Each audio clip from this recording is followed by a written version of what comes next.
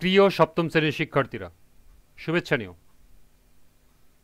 আজকে আমি তোমাদের 2025 সালের বাংলাদেশ ও বিশ্ব পরিচয় বিষয়ের নতুন বই থেকে সপ্তম অধ্যায় এর পার্ট 3-এর কাজ 1, কাজ 2, কাজ 3 সমাধান করে দেব।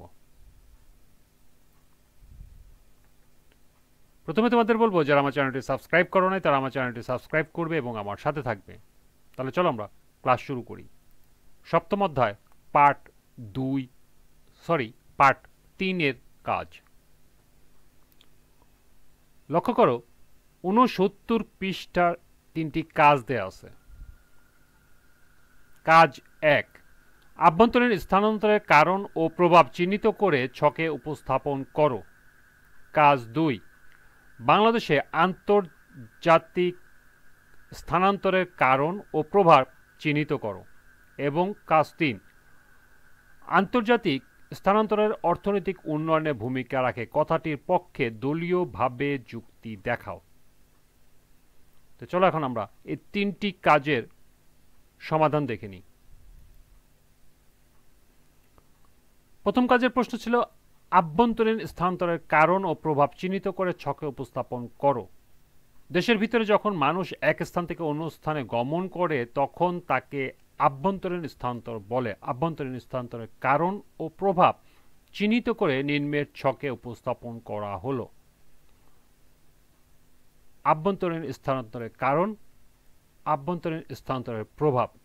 প্রথমটি হলো কর্মসংস্থানের সন্ধানে গ্রাম থেকে শহরে আগমন। এর প্রভাবে 1, শহরের জনসংখ্যার ঘনত্ব বৃদ্ধি পায়। 2, গ্রামে শ্রমঘাটতি দেখা দেয়। এরপর আছে শিক্ষা ও উন্নত সুযোগ সুবিধার স্থানান্তর। এর প্রভাব হলো শিক্ষার হার বৃদ্ধি পায় এবং দ্বিতীয়টি হলো নতুন এলাকায় চাপ সৃষ্টি হয়। পরবর্তী কারণ হলো প্রাকৃতিক দুর্যোগ, যেমন বন্যা, খরা, নদী ভাঙন। এর প্রভাব হলো নিরাপদ আশ্রয়ের সন্ধানে মানুষ স্থানান্তরিত হয় এবং আশ্রয়স্থলে মানবিক সংকট সৃষ্টি হয়।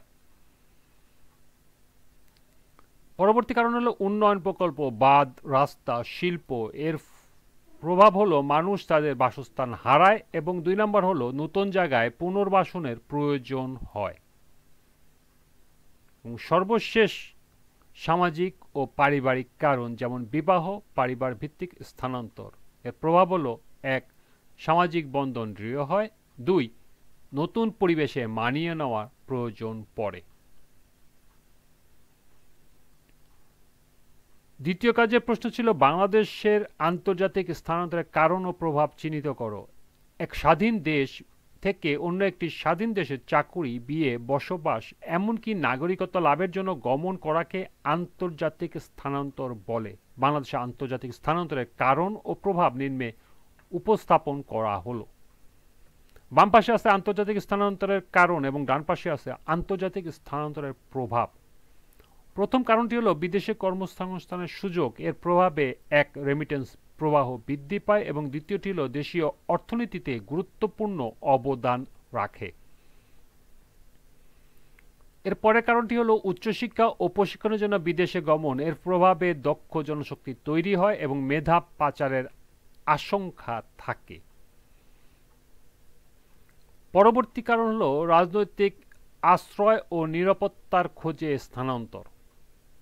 এর প্রভাবে রাজনৈতিক আশ্রয় প্রার্থী হিসেবে পরিচিত হয় এবং দ্বিতীয়টি হলো আন্তর্জাতিক সম্পর্কের উপর প্রভাব ফেলে। পরেরটি হলো পরিবার পুনর্মিলন ও বিবাহজনিত অভিবাসন। এর প্রভাবে 1, সাংস্কৃতিক বৈচিত্র্য তৈরি হয় এবং দ্বিতীয়টি হলো বাংলাদেশে বিদেশি বাংলাদেশি সংস্কৃতির বিস্তার ঘটে।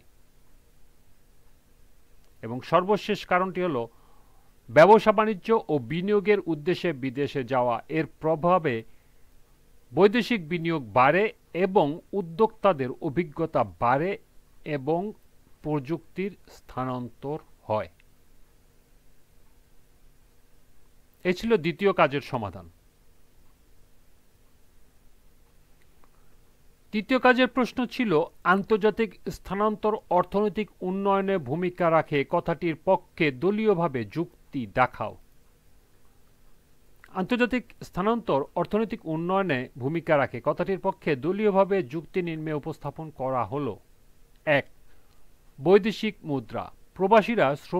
প্রবাসী শ্রমিকরা তাদের উপার্জনের একটি বড় অংশ দেশে পাঠান। বাংলাদেশের রেমিটেন্স আয়ে অন্যতম বড় উৎস। 2. কর্মসংস্থানের সুযোগ। দেশে কর্মসংস্থানের সমস্যা কিছুটা কমে যায় কারণ অনেক মানুষ বিদেশে কাজের সুযোগ পান, এতে দেশে বেকারত্বের হার কমে। 3.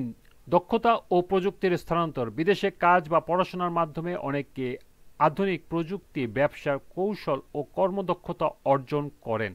দেশে ফিরে তারা এই দক্ষতাগুলো কাজে লাগাতে পারেন। 4. বিনিয়োগে সহায়তা। প্রবাসীরা দেশে ফিরে বিভিন্ন খাতে ব্যবসা, রিয়েল এস্টেট, কৃষি ইত্যাদিতে বিনিয়োগ করেন, এতে অর্থনীতিতে গতিশীলতা তৈরি হয়। 5. দারিদ্র হ্রাস। প্রবাসী আয়ের ফলে পরিবারগুলো আর্থিকভাবে সচ্ছল হয়, এটি দারিদ্র নিরসনে সহায়ক হয় এবং তাদের জীবনযাত্রার মান উন্নত করে। এবং 6. সামাজিক উন্নয়ন। প্রবাসীদের পাঠানো অর্থ শিক্ষা, স্বাস্থ্য, বাসস্থান ইত্যাদিতে ব্যয় হয়, ফলে সামগ্রিক সামাজিক উন্নয়ন ঘটে। এই ছিল এই 3টি কাজের সমাধান। তোমরা এগুলো এখান থেকে নোট করে নিতে পারো। আজকের ক্লাসটি এ পর্যন্তই। পরবর্তী ক্লাসে পার্ট 4 থেকে এর কাজ সমাধান করে দেব।